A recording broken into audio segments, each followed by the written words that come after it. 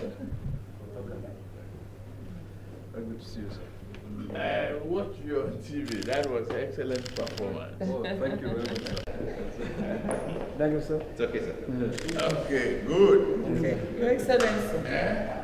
Great conversation. Thank you very much. Thank you. Talk to you soon. Thank you. Thank you. We saw the president and focused on how do we support Nigerians at this time of need.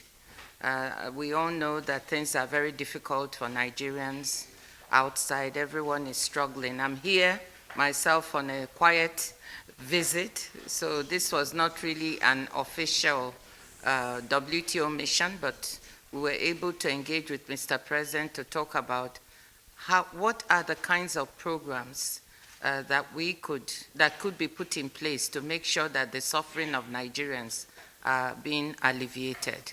And we had a really good conversation on trying to look at community and grassroots programs that can be put in place to create jobs for young people, on trying to support women and children who are those who are bearing the brunt of some of the suffering in the country. We talked about how, for the longer term, we need to look at investment opportunities that Nigeria can seize, including in the pharmaceutical industry. We also talked about what type of support the WTO, the World Trade Organization, can bring. We're already working in Nigeria with women in particular who own small and medium enterprises to try to help them upgrade the quality of their products, whether it's in the agricultural area, in textiles, and in other areas, so that they can sell more internationally. We're trying to help them with digital trade. The wave of the future is digital trade. So how do we train, empower, and give Nigerian women and owners of small and medium enterprises support so they can trade more, create more jobs? That's what's needed now, helping Nigerians to alleviate the difficult conditions that they are in. So that is what we discussed with Mr. President. And as the Director General of the World Trade Organization, we are going to try to do the most we can to support Nigerians at this particular time.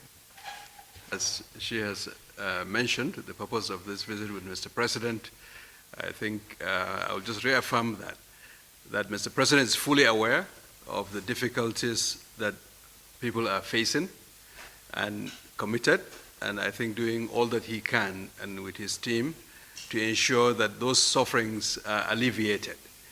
And that was the main thrust of the conversation that we had. And in terms of targeting those who are most vulnerable, women, children, youth, attracting the investment opportunities that can grow the economy so that our people get some succor. The difficulties that we're facing is transitory. I think with the vision of Mr. President, I think there's reason to be very hopeful that we'll navigate through this difficult time and have a Nigeria that sees us stronger, united, and inspired for the greatness that is in our future. So Mr. President also discussed with us some of the vision on health that he has. I think it's great to see that health is one area where it connects everyone. Health affects everyone, from the policy side, the regulatory side, pharmaceuticals and quality of pharmaceuticals, the financing side, in terms of financial protection, health insurance and all those elements, primary health care, which in every nook and cranny of this country, folks have ailments like malaria, vaccination, treatment of basic diseases through the primary health care system, as well as hospital care, which is very important. Because at the same time that you have primary health care at the front ends, you also have the higher levels care that is offered through tertiary facilities. And Mr. President is very committed to doing all those policy interventions, not only on health, but in all other arenas that will bring succor to this country and to grow our economy for the greatness that is in our future. So that was really the purpose of this very fruitful discussion with Mr. President. Well, thank you very much.